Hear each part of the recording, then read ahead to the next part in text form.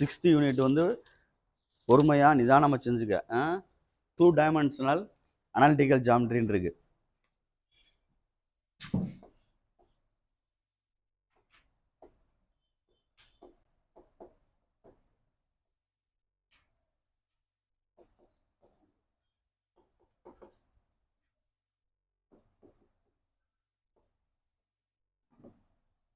இது ஃபர்ஸ்ட் அப்படின்ற மாதிரி அர்த்தம். செகண்ட் வந்து 12th இருக்கு. 2 டைமென்ஷனல் அனாலிட்டிக்கல் ஜாமெட்ரி அப்படின்றது இது ஃபர்ஸ்ட் உள்ளது மாதிரி செகண்ட் உள்ளது 12th இருக்கு. மறந்துடாத. அந்த பொண்ணு அந்த பசங்களுக்கு அதான் ஓடிக்கிட்டு இருந்துச்சு. 5th யூனிட்ல இருக்கு. இதில் 6.1 வேற எக்ஸசைஸு. நம்ம பார்க்க போகிறது 6.2க்கு உள்ளது. எவ்வளோக்கு ஃபாஸ்ட்டாக எல்லாத்தையும் ஓரலாக முடிக்க முடியுமோ அப்படி முடிக்க பழகுங்க. அப்போனா தான் எல்லாத்தையும் படித்த மாதிரி ஒரு சாட்டிஸ்ஃபேக்ஷன் இருக்கும். நீங்கள் அட்டன் பண்ணுறதுக்கு தோதாக இருக்குன்னு சொல்லிட்டேன். பார்த்துக்கோ. ஸ்ட்ரைட் லைன் அப்படின்னு ஒரு டாபிக் இருக்கும். நேர்கோடுன்னு. இது 10th படித்ததான். ஈக்குவேஷன் ஆஃப் ஸ்ட்ரைட் லைன் ஃபார்முலாப்பெலாம் எழுதுறேன். பார்த்துக்கோ. உனக்கு ஏற்கனவே தெரிஞ்சதான் ஈக்குவேஷன் ஆஃப் ஸ்ட்ரைட் லைன்.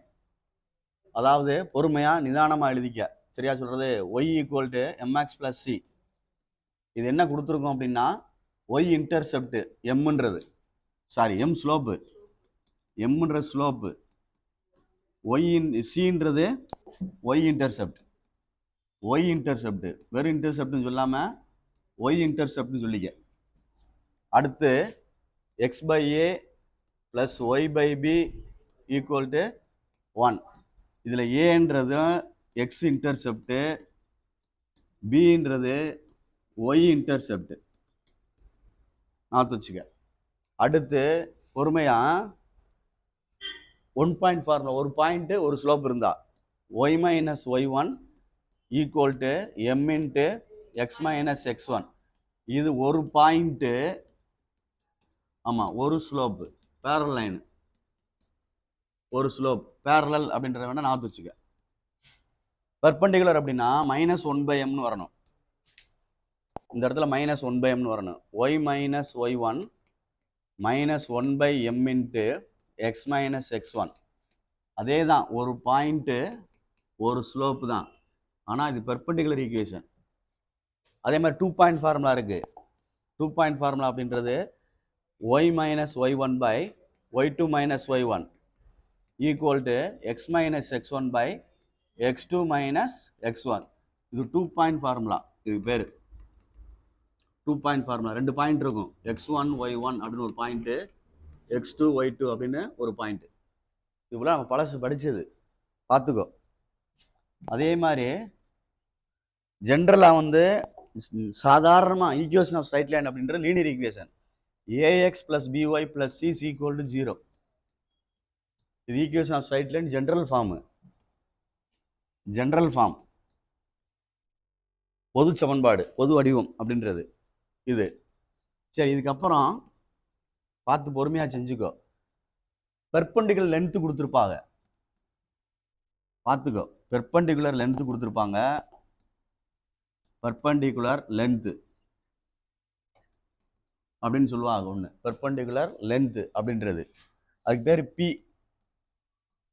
அதே மாதிரி ஆங்கிள் கொடுத்துருப்பாங்க, கோணம், அதுக்கு பேர் alpha.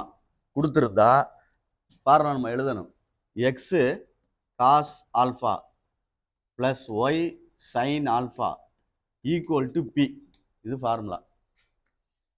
X cos alpha plus Y sin alpha = p அப்படின்றது ஃபார்முலா. அதில் என்ன கொடுத்துருப்பாங்க அப்படின்னா பெர்பெண்டிகுலர் லென்த்துன்றது பின்றது கொடுத்துருப்பாங்க, ஆங்கிள் வந்து ஆல்ஃபா அப்படின்றது கோணம் கொடுத்துருப்பாங்க. இதுதான் உனக்கு புதுசாக ஆட் ஆகிறது. புதுசாக ஆட் ஆகிறதுனா சேர்க்கிறது. பேஜ் நம்பர் பார்த்துக்கோ. ஒரு டேபிள் மாதிரி கொடுத்துருப்பாங்க. 250 இருக்கு. 250 பார்த்துக்க. அதே மாதிரி பேராமெட்ரிக் ஃபார்ம்னு ஒன்று சொல்லுவாங்க. பேராமெட்ரிக் ஃபார்ம் அப்படின்னா பேராமெட்ரிக் ஃபார்ம்னு ஒன்று சொல்லுவாங்க.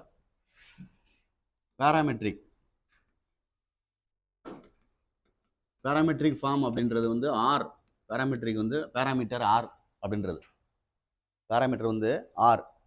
அதை நாத்து வச்சுக்க. அதிலே கொடுத்துருப்பாங்க, பார்த்துக்க வேணாம். x - x1/cos alpha. அதே மாதிரி இல்லை தீட்டான்னு எழுதிட்டாலும் சரி equal to Y minus Y one by sine theta equal to R. ரெண்டு இடையில ஈக்குவல் இருக்கு. இது ரெண்டும் நியூ உனக்கு பார்த்துக்கோ. கொஸ்டின்ல என்ன கொடுத்துருக்கோ அது தகுந்தாப்புல ஏற்கனவே 10th படிச்சது எக்ஸ்ட்ரா இது ஆட் ஆகுது. பெர்பெண்டிகுலர் லென்த் ஒன்று, ஆங்கிள் ஒன்று ஆட் ஆச்சுன்னா X cos alpha plus Y sine alpha equal to B.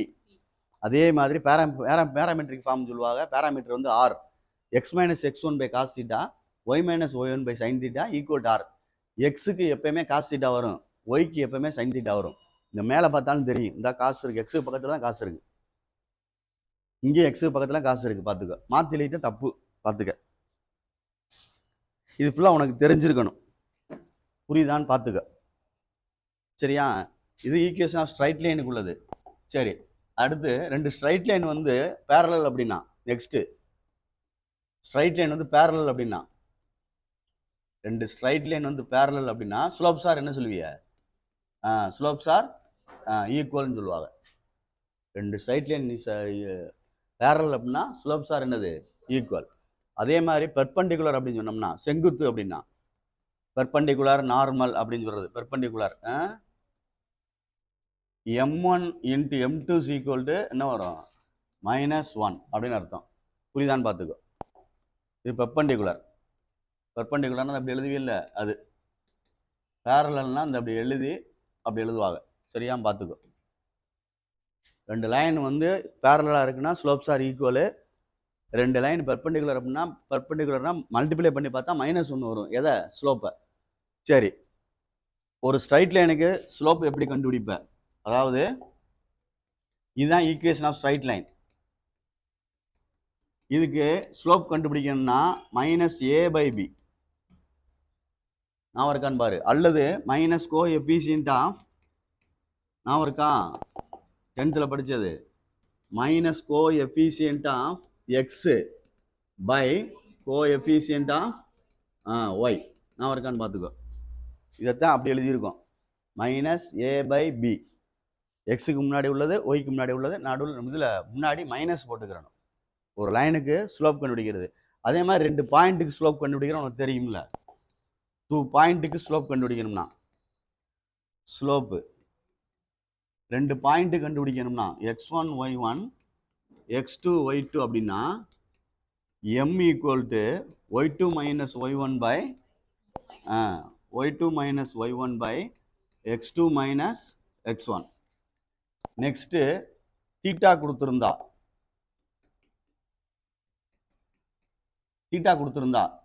நான் இருக்கான்னு பார்த்துக்க. கிவன் வந்து ஆங்கிள் கொடுத்துருந்தா m ஈக்குவல் என்ன போடுவீங்க?